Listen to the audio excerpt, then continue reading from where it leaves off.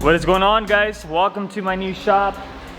Finally got a lift in my garage, and we're gonna be working on the Toyota Tacoma. We're gonna be installing a brand new high clearance exhaust. By the way, I'm lying.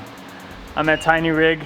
Yes, they were gracious enough to allow me to use their lift. I'll be explaining why I did the switch, and I'm sure you guys have seen videos in the past where my exhaust, even sadly, but the rig Ultra Sing definitely have taken a beating. So well, I'm pretty much telling you guys why I'm switching over, but I'll get more into detail a little later. But for now, let's get the install started.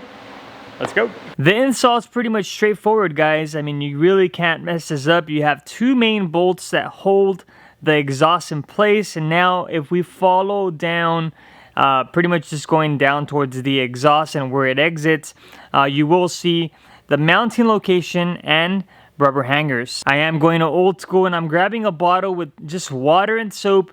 I'm going to be spraying the hangers just to kind of remove any type of dirt, anything that will prevent the exhaust from, or the mounting locations from being able to get pulled out. For the most part, your exhaust will probably see every element you could think of. That is salt, that is different oils on the highway, that is different types of elements on the trails. So you want to make sure that you do use an impact gun and you do use a 13mm socket to remove this bolt and nut.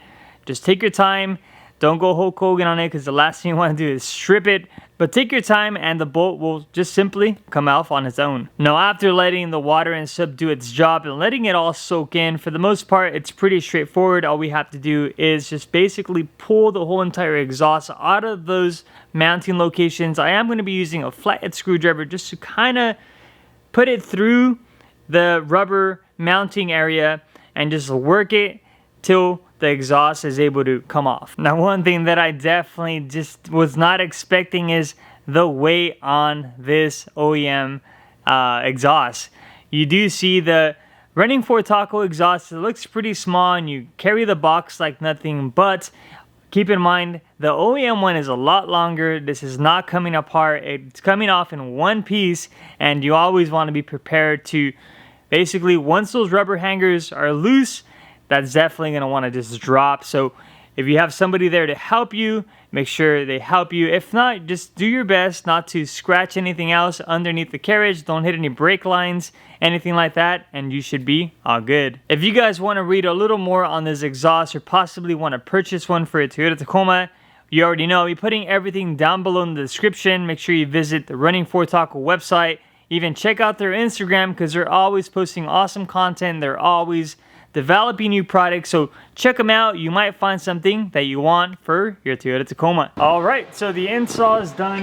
Probably one of the easiest installs that I've done, and I think one of the main reasons why it was so easy is the fact that the truck is on a lift. I know for sure if I would have done this at home, it probably would have taken a lot longer. Not because it's such a it's a hard install, just because of the space and me trying to film and all that good stuff. But yeah, it took me about not even 30 minutes with a lift, so that's pretty quick. So I'm going to show you guys around, show you guys exactly how much clearance we're getting, and then we're going to turn it on, do a nice cold start for you guys, and see exactly what it sounds like. And then eventually we'll go outside, go for a drive, and just see how it purrs. So here we have the old exhaust, and for those of you guys that have Tacomas know that the exhaust usually goes out right here, and you can see here that you do have burn marks already. That's from either hitting boulders and the exhaust is being hot, melting the plastic that's right next to the bed. But now with the Running for Taco's exhaust, as you can see here, it's definitely way in there, and you do have a lot more clearance. Now, one concern that I do have about this exhaust, and I was telling Luke earlier when we were just kind of looking at it, is if you look at the OEM one here, so it goes out and then it goes up like this, and then it goes back down to the exhaust. Well, I think the reason why they do that is just in case water was to enter the exhaust, it's not going to be able to go past this area here that goes up And even if it did get into the exhaust, on this little part here, you can tell it's even higher than this area here. So I don't know, this one here, if water was to actually get in, it would basically go straight down the exhaust, all the way down into the catalytic converter, into the engine. And I don't know exactly how that would affect, but if there's any exhaust experts that are watching this video, just let me know down below in the comments if you think this would be a good or a bad thing if water did get in, and exactly what it would do to the engine. Now, neat thing about my truck is that I do have a remote start, so let's go ahead and try it out. Huh, it didn't work. Let's try it again.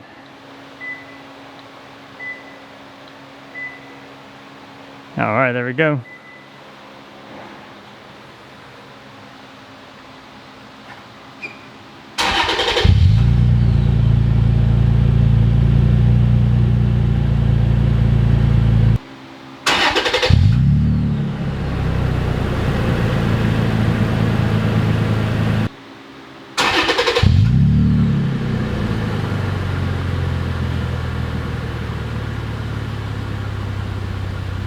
Now, on a positive note, this is 100% stainless steel, so we don't have to worry about it getting any type of corrosion or anything like that.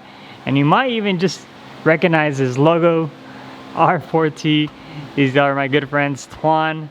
The Tuans, because there's actually 2 Tuans that work at Running for Tacos, and the rest of the crew, these guys have been an absolute blessing.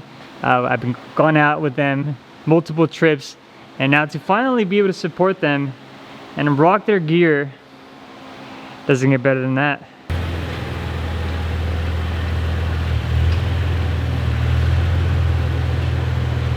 All right, Luke, let's hear it.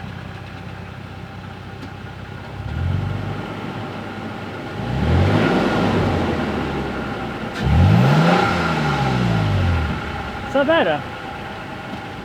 We'll throw it here. Yeah. Not overkilling it though. I know. You want to take it down the block? Yeah. All right. Hey, don't crash it. Yeah. And if you do, make sure you total it.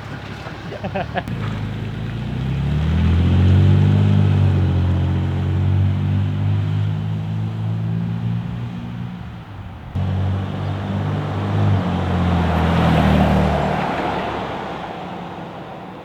Dude, that actually sounds really good.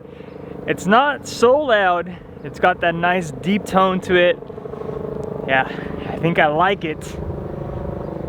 Woo! Running for Tacos. You guys nailed it on this one. So while we're here, we are just gonna be also test fitting these front runner load bar low profile brackets that are gonna be going on top of the canopy. If you haven't seen the last video, we installed the canopy and we are getting it ready to install the Alu-Cab 3.1 tent. It's been a lot of work, guys. I had to replace and actually change my rack from the regular front runner standard rack to the front runner low profile rack, which it looks exactly the same, just a little shorter up front, as you can tell here, and a little shorter in the back. And that's by request because the tent is probably going to be sitting right around here, and the last thing we want is for it to be hitting the roof rack. Just to give you guys a quick rundown of why exactly I had to switch over to the front runner low profile roof rack is because the original standard roof rack that I had from front runner, it actually measured at 4.5 inches. That's from the roof of the truck all the way up to where the rack ends. And eventually what was going to happen is once we installed the Alu-Cab 3.1 tent, it was actually going to hit. And that's when I talked to the guys at front runner. I was like, hey man, I need another solution. Little did I know that they had a low profile version of the same rack that I had, so it was an easy switch.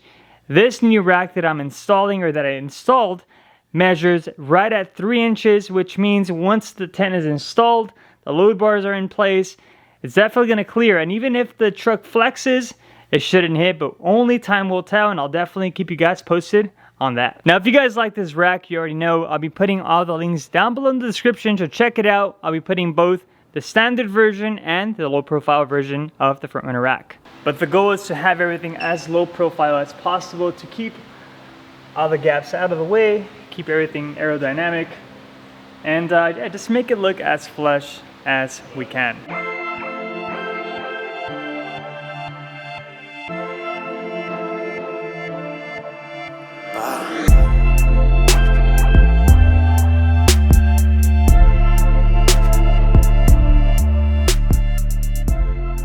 So pretty neat thing about just hanging out with the boys on Saturday and just wrenching together is we can all just work on our vehicles, pretty much give each other pointers. Hey, this is gonna work, or this is not gonna look good, and whatnot. So yeah, I think we should do this more often. If you guys are liking these shop vlogs, let me know.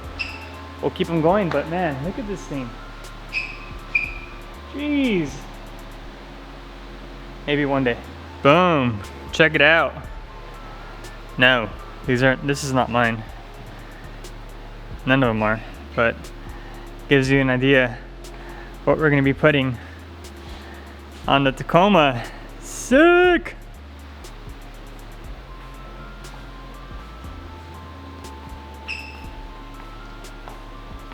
But that pretty much wraps it up, guys. Got the exhaust done. Got a good idea of what we need to do to make that happen as far as the tent goes. But the next video you'll be seeing probably will be, I want to say Tuesday, when we install the Alu-Cab tent. That's the 3.1. I'll be linking that down below if you guys want to read on it. And yeah, catch you guys in the next video. Peace. Here.